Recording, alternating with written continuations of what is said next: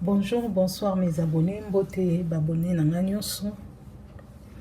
Lelo na yeli bino recette mususu tokosa la pâte à choux. Na pâte à choux, nous allons faire la pâte à choux. Tozana nino na farine, na ozo 2 tasses et demi à farine. Tozana miliki na chauffé, eza tiède. Na kozwa une tasse. Tozana na beurre na biso na zwa ki 1/4. Tozana maki mibale yangoyo. Tozana sucre na zwi 2 cuillères à soupe. Nozana mungwa muke parce que beurre pesa mwa muke. Nazana poudre à pâte. So pe bokozwa pe levure, levure eza problème te. Bokozwa levure sans nino sachet à 10 grammes. Siko a tozana nino crème ya vanille na ozwa muke pe mingi te. C'est vraiment moa. Beurre na tika ki encore libanda elembi déjà. Siko tokozwa 2 tasses et demi à farine. Nako bandana liboso na moko, nako tiana moko. Nako mélanger na ben ingrédients secs. Boko ça na pe na levure, 10 grammes. Sucre na 2 tasses et pardon, 2 cuillères à soupe. Na bi nazo sangisa babiloko nyonso sec mbala moko oeza mungwa na zwi mingi te nako balola. Votre prise a vraiment bien rasé. Nazo ko to kozwa beurre na biso na kotia awa. Na zwi mingi te. Na baka na zwi demi 1/4 ya beurre parce que eza to kokaninga ngo na lingi kotia beurre mingi te. Nazuka beurre muke. Siko na kozwa milk na biso na beza tiède, le tiède. Na kozwa tasse, demi tasse ya farine etikanaki. Na kozwa, na kobatisa. Na bi na zwi 2 et demi. Nazo tondisa mingi te. Parce que na kotika farine awa na kozwa nango su na posa. So na kozwa milk na biso, to kozwa une tasse ya milk nde na lobi na kotia na chauffer eza tiède. Na kozwaka une tasse, pas plus. Une tasse ya milk. Tokobalola. Ezala moto makasi te eza vraiment ezalaka tiède milk.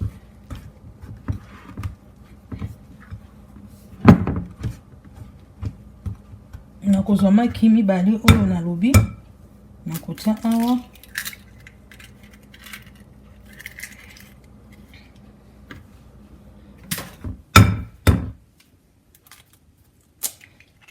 Tout comme beaucoup ozwa pe liki moko eza na problème te. Timaki, toti sucre, poudre à pâte, kosala ngo pe na levure. Sikoyo tokobalola ngo vraiment très bien. Ezala pe makasi te. Ezala pe pete te. Ezala ka pâte mo tokoko ko manipuler très bien. C'est qu'on a besoin nino, on a vu crème à vanille wana. On retient ka mingi te. Cuillère moko na mon ekoki. Na mingi te.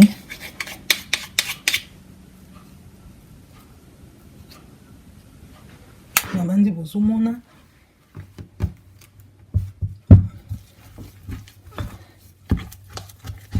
Siko na osimba farine pona balola ngo na maboko. Au fur et à mesure ozo balola, ozo luka kozwa mingi te ka muke po kana ko balola.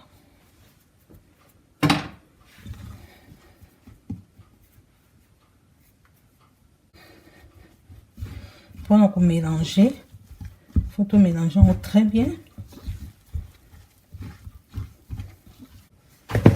Ozo simba pona na mélanger vraiment très bien.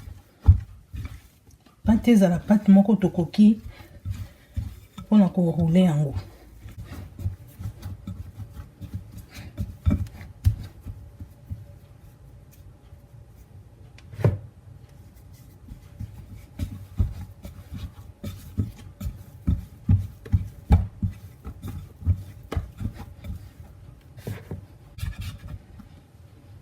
Pâte comme ça tout ici, tout petit kango et tout fini kango. Tu se reposer pendant 30 minutes.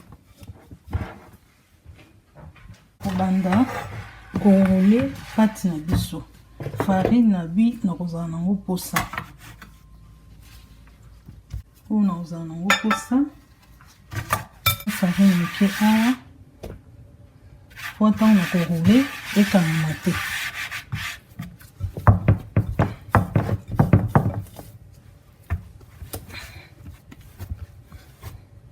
Boye.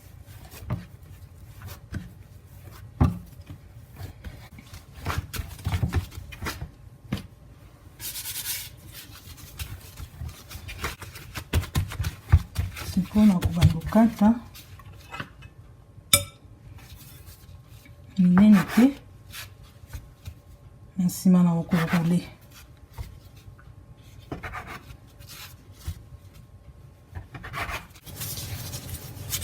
Bozosala boye bomélange po esala baboule moko ya kitoko. Bozomona nde naosala na nsima tourne na nsima ntingo esala baboule ya kitoko totie kuna.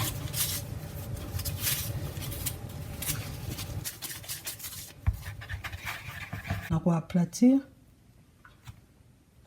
yango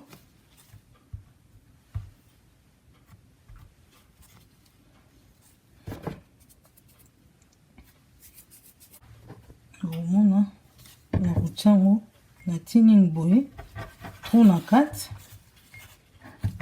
pendant bolimbisi nazolakisa bino moko kaka nde na osala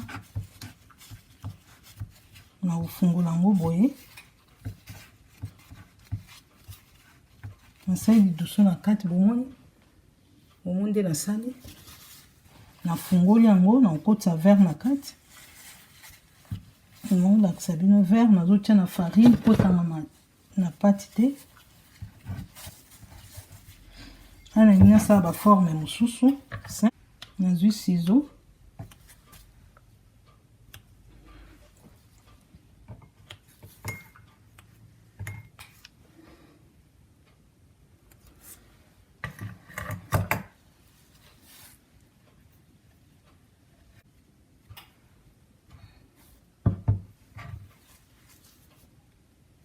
omoni tosali baforme. Sikoyo nazotia yango na plateau ya farine po ekangamaka te ekolaka te na kozwa na kolekisa yango kuna kaka bongo fur et à mesure.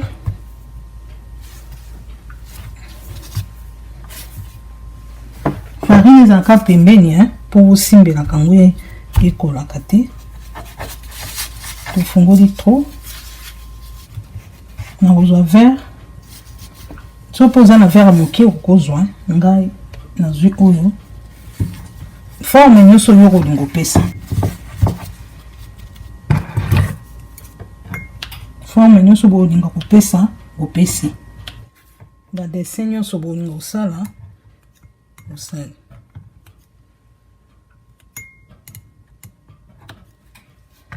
Ok, so nasali bongo ale nakolongola na kopince.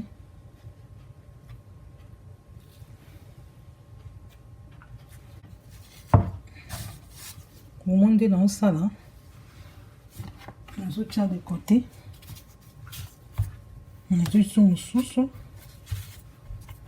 avec toujours la pomme de ma main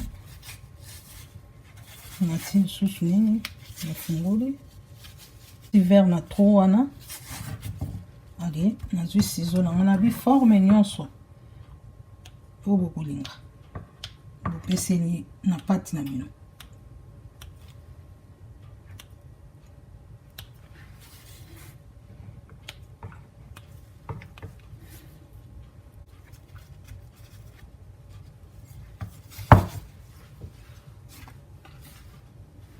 ta mafuta na biso soki ekoki boye.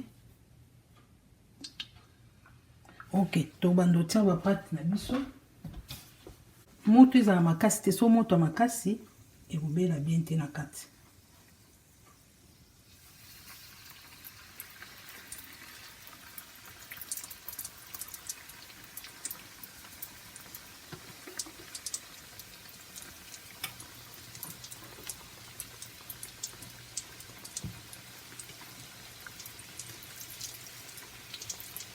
Oyo forme mosusu nasali boye omoni na nsima na lingi nasali boye.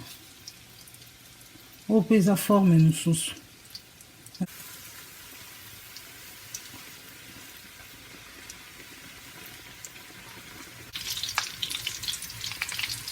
nazobalola parce que faut balola yango délicatement lokwa eza vraiment très moelleux.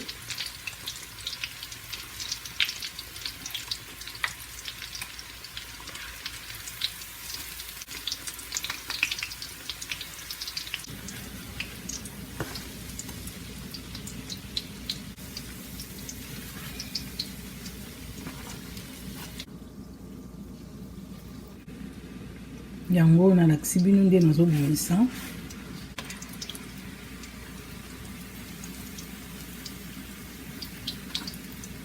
Bozomona nde ezobima yango oyo ezobima kitoko.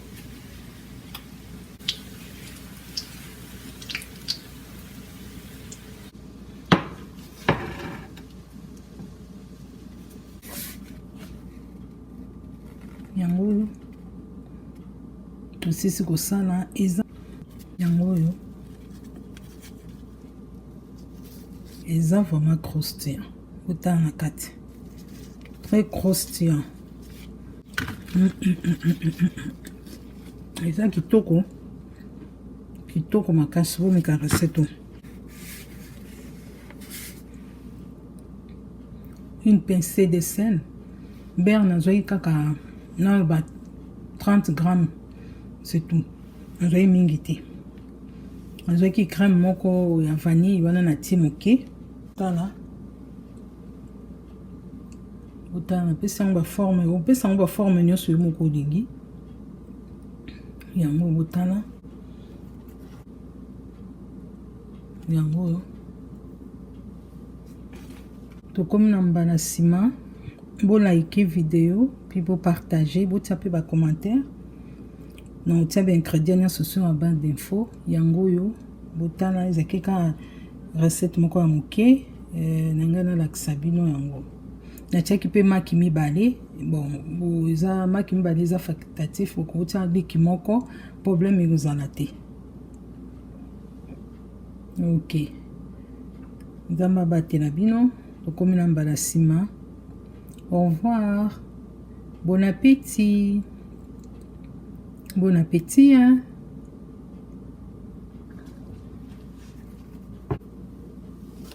Nous allons la sauce.